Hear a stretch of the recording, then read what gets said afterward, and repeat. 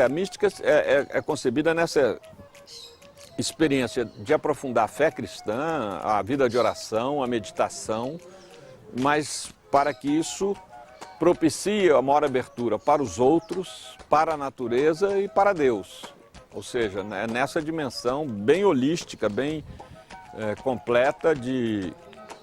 Então não se trata de mística como mero entusiasmo, mera animação. É mais do que isso, é um aprofundamento da experiência de Deus através da oração, mas a oração em si, ela não tem valor a menos que ela nos propicie essa abertura para o próximo, para a natureza e para Deus.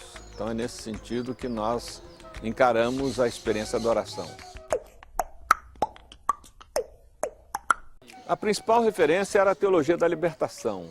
Quer dizer, toda a espiritualidade, toda a teologia do Miri, toda a visão política coincidia com a proposta da teologia da libertação, ou seja, encontrar Jesus Cristo a partir do mundo do pobre e se comprometer com a proposta de Jesus, eu vim para que todos tenham vida e vida em plenitude, vida em abundância, tendo o pobre como alvo, como protagonista do processo libertador. Então, a questão da teologia da libertação entrava sempre como fundamental aí no processo. Isso vem no bojo da formação que eu tive, muito acentuada no tempo da ação católica, o método ver, julgar e agir. Também como vem no bojo toda a experiência de 22 anos que eu tive na pastoral operária do ABC, e enfim... mas não que tivesse uma referência ou uma ligação. Na verdade, talvez um dos movimentos mais importantes da história da Igreja do Brasil tenha sido a Ação Católica, que lamentavelmente foi destruída pelos próprios bispos, quando houve o golpe de 64. O episcopado brasileiro ficou com medo da Ação Católica, né? Ficou com medo do protagonismo que nós, militantes da Ação Católica, desempenhávamos, inclusive, numa atitude crítica à ditadura que a CNBB oficialmente apoiou em 64, depois voltou atrás e, felizmente, se tornou, né, a voz dos que não têm voz e uma grande crítica da ditadura. Mas houve esse processo e criou-se um grande vazio. Quer dizer, eu acho que o grande pecado do episcopado brasileiro foi, ao destruir a Ação Católica, ao desassisti-la, ao desarticulá-la, não ter criado nada no lugar, e ficou um grande vácuo. E esse vácuo fez com que o processo de evangelização da juventude ficasse no ar no Brasil. Ou seja, você tem hoje movimentos evangelizadores da juventude, mas movimentos fundamentalistas, movimentos de privatização da fé, movimentos que não levam um compromisso social e muito menos a um compromisso na linha da opção pelos pobres, né? E o Miri era uma tentativa muito modesta de tentar, de procurar preencher esse vácuo, esse buraco aí. A teologia da libertação sempre esteve vigente, né? Vai depender muito, no caso da Igreja Católica, do desempenho do Papa Francisco. Por enquanto, todos os gestos e todas as palavras que ele expressou favorecem a teologia da libertação, ou seja, favorece uma compreensão da mensagem cristã como uma mensagem de libertação e que está centrada na opção pelos pobres, que foi o discurso, por exemplo, que ele fez no Rio na Jornada Mundial da Juventude. Agora, vai depender de como a estrutura da igreja vai se comportar. Por exemplo, serão nomeados bispos, padres progressistas, padres identificados com a teologia da libertação, ou nós teremos uma continuidade com aquilo que João Paulo II e Bento XVI fizeram, que foi escolher criteriosamente sacerdotes que não tinham nada a ver com a teologia da libertação, pelo contrário, muito mais ligado aos movimentos espiritualistas, que na verdade tem uma postura política, não existe movimento apolítico, mas a postura política de favorecer o regime vigente que está aí, né? Que confunde, que identifica capitalismo com democracia.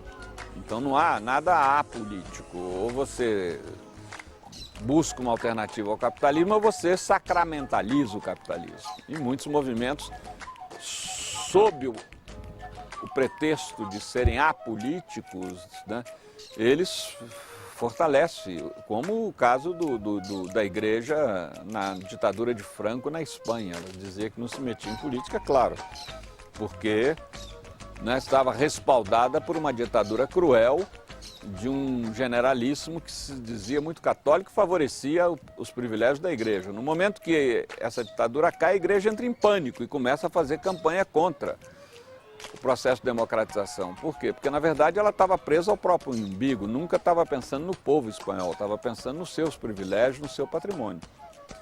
Então é preciso ficar claro, não tem nada na igreja ou em lugar nenhum apolítico, né? Existe um falso discurso apolítico, mas que não encobre nada. Eu considero a prática da meditação essencial, independente da grande cidade ou pequena cidade, o fato da gente ter uma vida interior e saber cultivá-la. O Evangelho, principalmente o de Lucas, mostra que Jesus passava longas horas em oração, às vezes a noite inteira em oração. É evidente que não era essa oração repetitiva. Era meditação, que não tinha esse nome, não é usado esse nome, mas era uma oração silenciosa de intimidade e acolhimento da presença de Deus no nosso espírito. Então isso é muito fundamental, sabe?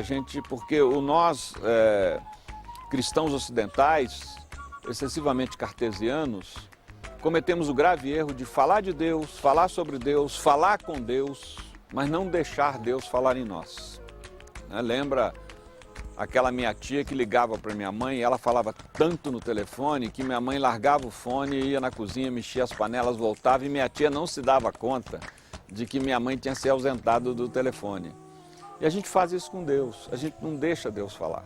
E não deixa porque não sabe meditar, porque tem medo dessa voz interior que vai obrigar a gente a mudar de atitudes, né? Isso que se chama conversão, mudar a direção da vida. Então eu creio que isso é fundamental. É evidente que no início a meditação é um desafio, um aprendizado que, como qualquer coisa, aprender a andar de bicicleta, aprender a nadar, tudo isso é difícil. A gente cai, a gente engole água, né? Mas depois que aprende, é muito prazeroso você andar de bicicleta, você saber nadar, é maravilhoso que você não vai morrer afogado, pelo menos por não saber nadar, pode morrer afogado por outra razão. Mas isso é a mesma coisa da questão da meditação, ela é muito importante para aprofundar a nossa vida espiritual. Lamentavelmente, hoje o marxismo está esquecido. Primeiro que você não tem como caracterizar hoje quem é a esquerda, né? Que partido no Brasil hoje você pode falar esse é um partido de esquerda. Houve uma super cooptação de muitos partidos políticos progressistas que acabaram fazendo alianças promíscuas aí com os representantes da extrema-direita brasileira, do grande capital, do caudilismo, enfim. Nós temos hoje um perfil político muito híbrido, que leva, felizmente, a governos que favorecem a maioria do povo. Não nego, e isso é bom, né? Eu considero que os 10 anos de governo petistas foram os melhores da nossa história republicana. Mas não dá para falar hoje em marxismo, porque isso está na prateleira. As pessoas não querem saber disso. As pessoas, na verdade, querem o máximo de esquerda na política profissional que você tem. É gente que quer aprimorar o capitalismo, quer fazer um capitalismo humano. Isso, para mim, é pôr remendo novo em pano velho. Enfim, mas dá para fazer revolução? Também não dá. Mas daria para ter uma governabilidade não garantida por esses partidos com seus 300 picaretas, mas com os movimentos sociais. Infelizmente, o governo acordou tarde para isso, porque foi preciso que esses movimentos aparecessem nas ruas para, então, o governo, pela primeira vez, valorizá-los, dialogar com suas lideranças, etc. Então, eu creio que até chegar a retomar o marxismo como método de análise de realidade, nós vamos levar um tempo grande. Eu acho que hoje há uma crise do capitalismo, principalmente no primeiro mundo, mas você não tem como aproveitar essa crise. Por quê? Porque você não tem nenhuma proposta alternativa. A Europa conseguiu cooptar toda a esquerda, não tem nada. Ainda mais com a queda do Muro de Berlim, há uma hegemonização completa do capitalismo e isso é muito danoso para o futuro da humanidade. Eu sou muito reticente de ficar citando pessoas vivas, né? Porque a gente nunca sabe qual é o futuro, nem da gente, quanto mais dos outros, né? Você hoje cita uma pessoa como exemplo, amanhã se decepciona. Mas hoje, infelizmente, nós temos poucos exemplos de pessoas comprometidas com um processo assim revolucionário, com muita coerência, né? Mas vamos pegar os mortos, né, que estão aí a nossa sombra e trazendo luz do seu exemplo, como é esse que eu citei, acrescentaria o Marighella, né, uma figura histórica brasileira importante, que eu tive a honra de ter conhecido e trabalhado com ele. Enfim, eu acho que são figuras que a gente tem que reverenciar e beber nessas fontes para animar, né, o nosso trabalho e o nosso engajamento. Dom Pedro Casaldáliga, Monsenhor Oscar Romero, a São Francisco de Assis, a Che Guevara, a Chico Mendes, a Fidel, sabe? Enfim, todas essas figuras revolucionárias, tanto no âmbito pastoral quanto no âmbito político, Mandela, Luther King, Gandhi, todas essas figuras eram paradigmáticas para os militantes do MIRI. Ainda são, né? Porque o MIRI ainda tem vários núcleos aí pelo Brasil. Agora no Rio está havendo uma reativação do MIRI, enfim. Então ainda são referências. O Hélio era um grande amigo meu primeiro, quando eu me liguei à ALN do Marighella, Ação Libertadora Nacional, eu procurei o Hélio. E o Hélio, sabidamente, se recusou a ingressar na ALN. E eu digo sabidamente porque o Hélio, na função que ele ocupava como jornalista, como intelectual e como psicanalista, já cumpriu uma grande tarefa revolucionária. E com 6 filhos e tal, teria sido muito danoso para ele se ele tivesse aceito o convite que o Frei Oswaldo Rezende e eu fomos à casa dele no Rio fazer. Mas o Hélio a gente sempre teve uma ligação muito profunda. E em 79, quando eu, depois de ter ficado 5 anos morando numa favela em Vitória, eu retornei a São Paulo e eu circulava muito entre Rio e São Paulo. Surgiu aqui e no Rio a proposta de criar grupos de oração. São grupos de adultos. E no Rio, o Hélio foi um dos fundadores desse grupo, né? Até hoje esses grupos existem, em Rio, São Paulo e em Belo Horizonte. E o Hélio foi um dos fundadores. E foi uma pessoa que deu muita força quando se lançou a ideia do MIRI, né? Mas, na verdade, o Hélio não é... Do momento em que o MIRI de 2000 se propõe a ser um movimento jovem, ele ainda é o momento anterior da minha conversa lá com o Ernesto Cardenal, né, que foi discípulo de Tomás Merton, um monge trapista, intelectual, artista norte-americano, uma figura muito importante na tradição mística do século XX, muito próxima à teologia da libertação. E o Hélio era muito entusiasmado pela ideia do MIRI, mas um entusiasmo que nós nunca efetivamos como movimento mais aberto a qualquer idade, né? Infelizmente, quando realmente se criou o grupo do MIRI, hoje tem um neto do Hélio, né? O Antônio Pedro Pellegrino, que é um militante ferrenho, efetivo, comprometido com o MIRI no Rio, e mesmo com o MIRI nacional. Já o Hélio tinha atravessado o outro lado da vida, né? Possivelmente está lá nos abençoando para o MIRI jovem se estender cada vez mais no Brasil. Essa proposta da meditação como prática espiritual do movimento não foi simplesmente porque era gostoso meditar, mas isso tudo tinha um sentido, né?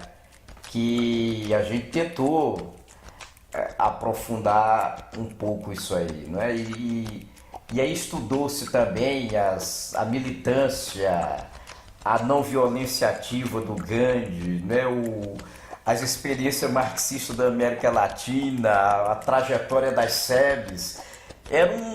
Era muito conteúdo e muita coisa rica e que mexia com a vida da gente, com a vida das pessoas, mas assim em pouco tempo, né? E de repente teve um momento que a coisa realmente tomou corpo, né? Você tinha pessoas de vários núcleos com questões, inquietações semelhantes a partir da vivência de núcleo. Criamos internúcleos para dialogar e aprofundar. Então, aí cada internúcleo, o internúcleo de espiritualidade e o internúcleo de política. Aí, em algum momento, com leituras, né, com vivências, e em algum momento, mas como é que a gente separou esses aprofundamentos? Então vamos fazer um internúcleo só. Né? A meditação, eu me lembro inclusive quantos questionamentos quanto à técnica. Como é que medita? Né? Mas como é que medita? Mas eu fico em silêncio e de repente a minha cabeça já está a 200 por hora. O que eu faço? Então, tudo, olha, acho que 99% das coisas foi se dando na partilha e na construção coletiva, na busca de caminhos coletivos.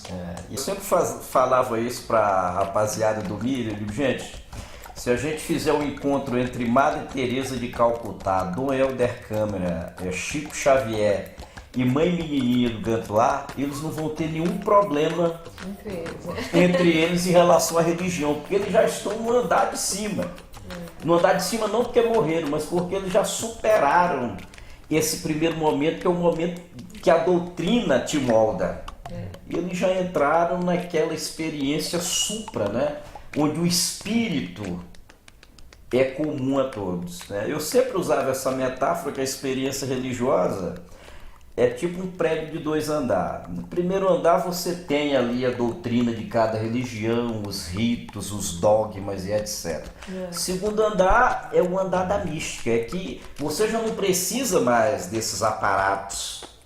Você já atingiu, né, esse momento de integração com Deus e com o cosmos todo. Né? E a gente, no MIR, a gente realmente, isso aí é preciso ser reconhecer. A gente buscava mesmo esse espírito unificador das nossas diferenças. Eu acho que foi o que eu vivi de mais bacana, né, nessa experiência do mundo. Sou membro da próxima coordenação regional, né, de 2005, e a gente gostaria de falar sobre as perspectivas, né, da coordenação regional para o próximo ano de São Paulo. E então algumas das metas que eu tenho lembrado na cabeça, algumas delas são duas que apareceram muito fortes nesse ano, que é uma coisa que a gente precisa incrementar mais, aqui, principalmente aqui em São Paulo, né? Duas coisas são, uma é o aprofundamento do lado né? Do lado mística, que é o embasamento maior, assim, é um embasamento maior da questão da espiritualidade e da meditação, que em muitos casos, de muitas pessoas, muitos núcleos, ainda é uma coisa um pouco mal resolvida, em alguns casos, né? Outro lado, que é o lado do re, que não exclui o mi, a gente não pode dicotomizar, né? É a questão da consolidação das lutas já existentes, né? Coisa que já começou um movimentozinho nesse ano, muito interessante, assim, de colaboração com outras atividades, né, outras coisas fora, um diálogo, né? E interno ao movimento é a questão dos núcleos de consolidação dos que já, estou falando muita consolidação, né? Mas consolidação dos que já existem, então às vezes em crise, né? E expansão também. Então a gente está pensando em fazer um internúcleo que cuide disso, uma enfermaria, né, de núcleos. A marca principal, eu acho que, primeiro, essa constatação de que a busca de espiritualidade te leva necessariamente ao encontro com o outro, ao coletivo e ao querer fazer coisas juntos, né? Eu acho que outra marca principal é que construir um movimento e um processo político exige muita dedicação e imersão, né, profunda, sincera nessa proposta. E a marca também de que essa dimensão, né, de mística e revolução, de fé política de forma articuladas, elas são decisivas para todo o processo de transformação profunda na América Latina. Isso, a experiência do MIRI me levou a ter contatos, a conversas, né, que para mim deixaram muito claro isso. Então, essa é uma dimensão crucial.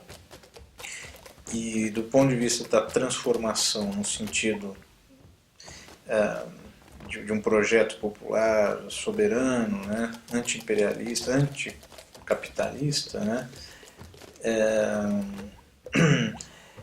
a gente precisa ficar muito atento, porque essa dimensão da espiritualidade, da ligação disso com política, ela vale para todo mundo, né, inclusive para as forças conservadoras, de direita, né?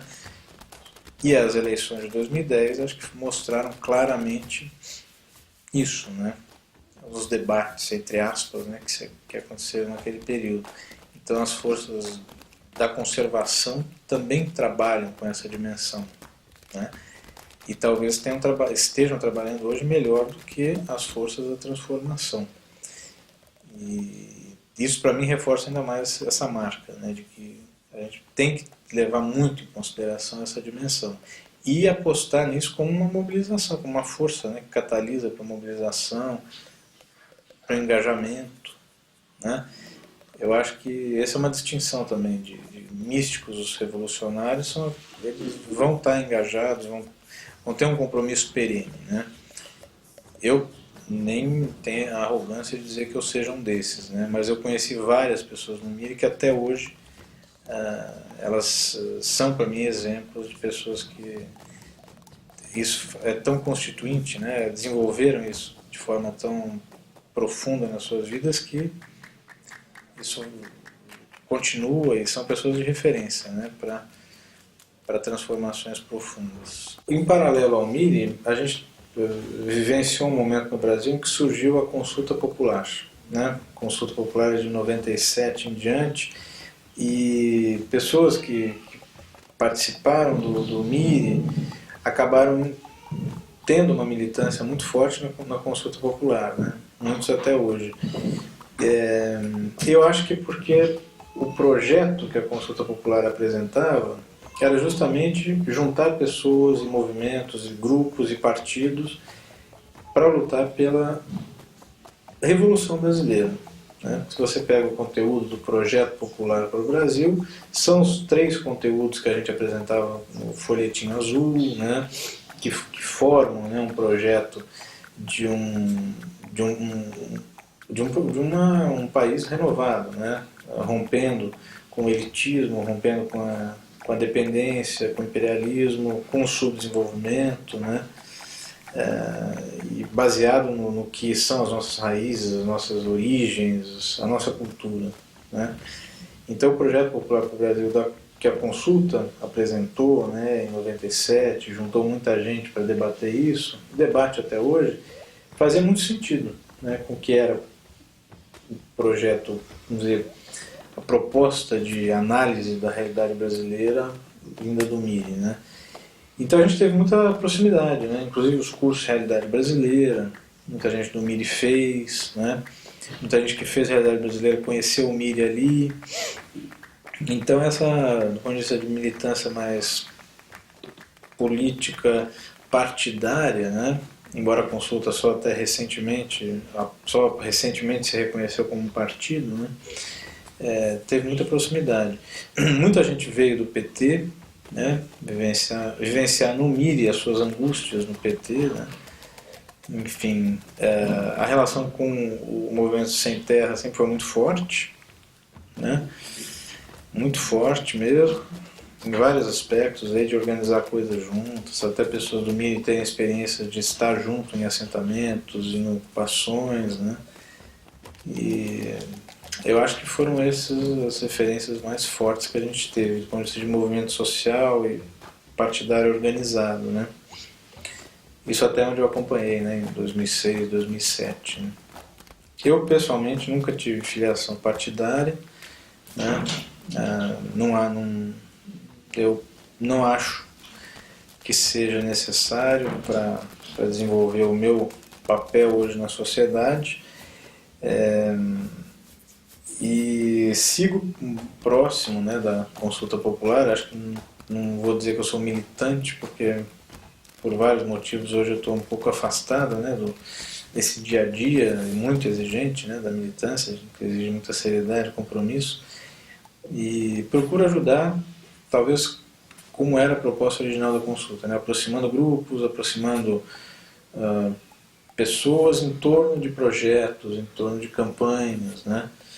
E onde eu estou hoje nos químicos, isso facilita, né, basicamente porque tem a campanha contra os agrotóxicos, né, que tem uma força muito grande do MST, dos pequenos agricultores, da consulta, tem toda a luta pela soberania em relação ao petróleo, né, inclusive do pré-sal, e os químicos estão muito nesse meio, né.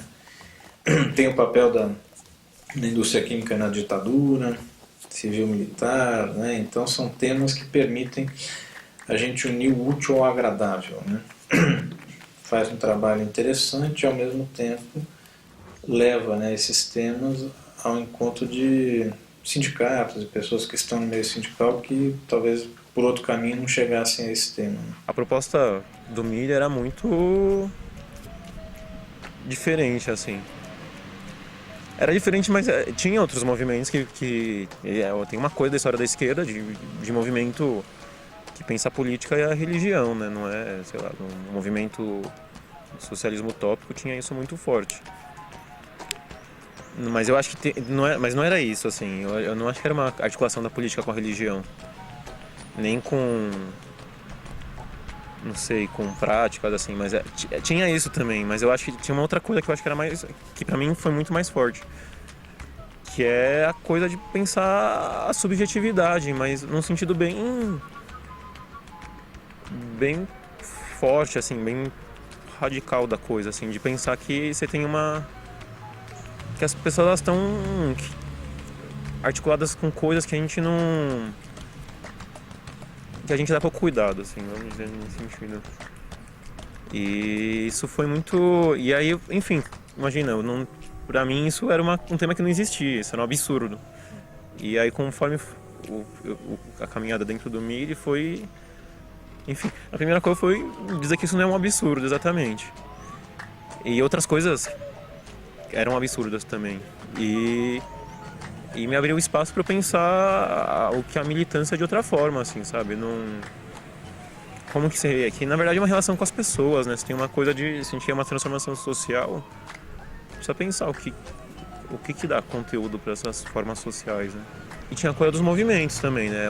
Tinha uma aproximação com os movimentos, né? A gente teve uma ocupação que a gente foi, não foi enquanto MIRI, mas a gente foi convidado pelo MIRI. Teve uma coisa que foi muito forte pra mim, que foi o pessoal acho que era internúcleo de política, eles davam aula numa ocupação e aí teve a reintegração de posse, a polícia foi lá e pra mim foi uma coisa muito forte, assim, foi a gente ter participado da resistência. Foi muito forte esse contato, que era uma coisa da juventude poder pensar coisas novas, né? E Eu acho que no MIRI tinha um espaço um pouco mais livre para pensar coisas novas, assim. Eu não sei se a gente conseguiu realizar coisas novas, assim, por essa possibilidade. Mas é que essa possibilidade para mim já era muito rica. Uma das coisas que eu tenho de um encontro nacional, né, que foi muito marcante para mim, era assim, estava escrito bem grande assim no meio da papelada, assim, a não dualidade. Então assim, isso é uma coisa que eu não consigo dizer assim, é mais místico a revolução. Não, para mim isso foi o que eu aprendi. É a mesma coisa. Não existe, Talvez seja não tem uma balança, assim, essa não separação entre mística e revolução, isso tem que ser intrínseco, caminhar junto. E aí, pensando uma coisa que eu sempre também pensei, profissional, teoria e prática, para mim isso é a mesma coisa. Se a gente ficar, o que vale mais, a teoria ou a prática, a gente não sai do lugar. Então, acho que isso me traz na pele, né? Vale dizer que o nosso núcleo teve muitas discussões de revolução. E acho que uma que foi muito interessante, interessantíssima para mim, foi do que seria o socialismo hoje. Cada um trazendo sobre diferentes perspectivas o que seria o socialismo hoje. Foi riquíssimo. O seu sonho, né? Na sua foi uma coisa assim... Foi muito rico, né?